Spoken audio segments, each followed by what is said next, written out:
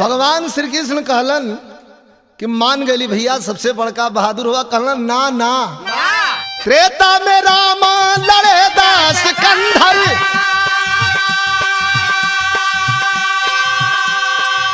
अरे वीर ने